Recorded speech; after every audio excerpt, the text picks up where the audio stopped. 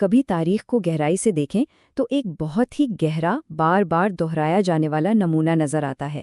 یہ ایک ایسا چکر ہے جو صرف قوموں اور تہذیبوں کی کہانی نہیں بلکہ کہیں نہ کہیں یہ ہماری اپنی زندگیوں کی کہانی بھی ہے۔ تو چلیں اس سفر کو 5 حصوں میں سمجھنے کی کوشش کرتے ہیں۔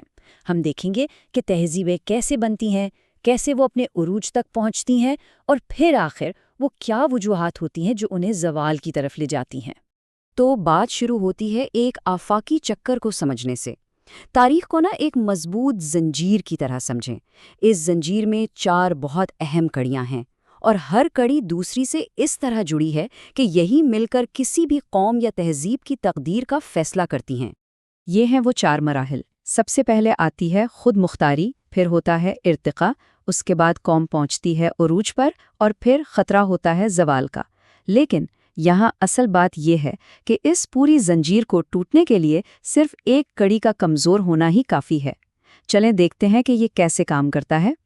تو اس زنجیر کی وہ پہلی اور سب سے اہم کڑی کون سی ہے؟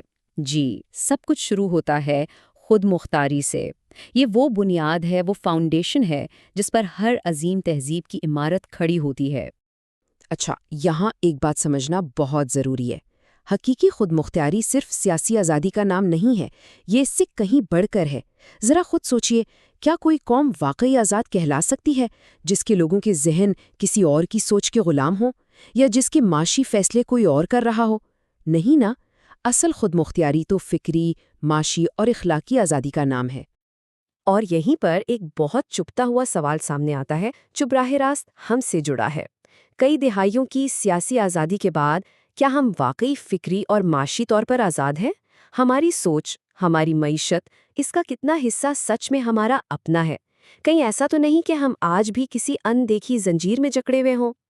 ٹھیک ہے، تو جب خود مختاری کی بنیاد مضبوط ہو جائے تو اس کے بعد قوم اگلے مرحلے کے لیے تیار ہوتی ہے، اور وہ مرحلہ ہے ارتقاء کا، یعنی مسلسل آگے بڑھنے اور خود کو بہتر بنانے کا عمل۔ دیکھیں، ارتقاء کا مطلب صرف سڑکیں اور عمارتیں بنانا نہیں ہے، اس کی جڑیں بہت گہری ہیں۔ اس کا مطلب ہے علم کی قدر کرنا، تحقیق کو فروغ دینا، ذہنوں کو کھولنا، اور ساتھ ہی ساتھ اخلاقی اور روحانی طور پر بھی خود کو بہتر بنانا۔ یہ ایک مکمل پیکج ہے۔ اور یہیں سے سوال پیدا ہوتا ہے ہمارے اپنے نظام پر، خاص طور پر ہمارے تعلیمی نظام پر۔ کیا ہم واقعی ایسے ذہن تیار کر رہے ہیں جو سوال کریں، جو نئی چیزیں ایجاد کریں، یا پھر ہم صرف رٹا لگانے والی نسل تیار کر رہے ہیں؟ کیا ہم واقعی ارتقاء کے راستے پر ہیں یا جمود کا شکار ہیں؟ تو جب خود مختاری بھی ہو اور ارتقاء کا سفر بھی جاری رہے تو اس کا نتیجہ کیا نکلتا ہے؟ نتیجہ ہوتا ہے عروج۔ یہ وہ وقت ہوتا ہے جب کوئی تہذیب اپنی طاقت، اپنے علم اور اپنے اثر و رسوخ کی انتہا پر ہوتی ہے۔ اور تاریخ میں اس کی کیا شاندار مثالیں ملتی ہیں۔ ذرا اسلامی تہذیب کے سنہرے دور کو یاد کریں۔ وہ کیا وقت تھا جب بغداد، قرطبہ اور سمرقند جیسے شہر علم اور حکمت کے مینار تھے۔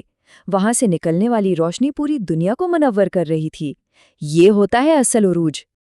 لیکن تاریخ کا ایک اور سبق بھی ہے، اور وہ یہ کہ عروج ہمیشہ قائم نہیں رہتا۔ یہ بہت خطرناک مقام بھی ہو سکتا ہے، کیونکہ جیسے ہی تکبر اور غفلت آتی ہے، زوال کے بیج بوئے جانے لگتے ہیں۔ اور پھر وہی ہوتا ہے جو ہمیشہ ہوتا آیا ہے، معاشرے میں ناانصافی بڑھنے لگتی ہے، علم کی قدر ختم ہو جاتی ہے، اندرونی اختلافات سر اٹھاتے ہیں، اور اخلاقی گراوٹ شروع ہو جاتی ہے۔ اور اب آتے ہیں اس سارے تجزیے کے سب سے اہم حصے کی طرف۔ دیکھیں، یہ جو پورا چکر ہے نا، یہ صرف تاریخی کتابوں کی کہانی نہیں ہے۔ یہ دراصل ایک آئینہ ہے جس میں ہم اپنا عکس دیکھ سکتے ہیں، کیونکہ آخر میں فیصلہ ہمارے اپنے ہاتھ میں ہوتا ہے۔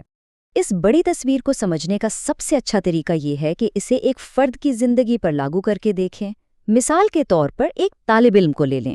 وہ آزادانہ سوچتا ہے، یعنی اس میں خود مختاری ہے۔ وہ مسلسل سیکھتا ہے، یہ اس کا ارتقاء ہے۔ ان دونوں چیزوں سے وہ کامیابی حاصل کرتا ہے، جو اس کا عروج ہے۔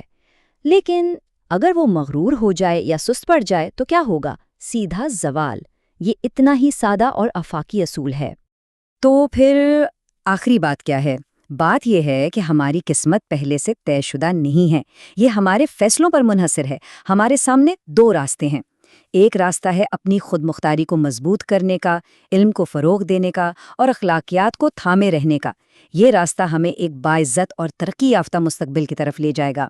اور دوسرا راستہ ہے اپنی کمزوریوں کو نظر انداز کرنے کا، سیکھنا چھوڑ دینے کا اور غفلت میں پڑ جانے کا، اور اس راستے کی منزل صرف زوال ہے۔ اور آخر میں یہ سب کچھ ایک ہی سوال پر آ کر ختم ہوتا ہے: تاریخ ہمیں کس نام سے یاد رکھے گی؟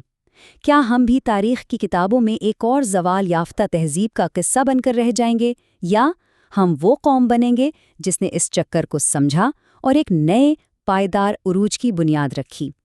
فیصلہ ہمارا ہے۔ مستقبل کی کتاب ابھی خالی ہے اور قلم ہمارے اپنے ہاتھوں میں ہے۔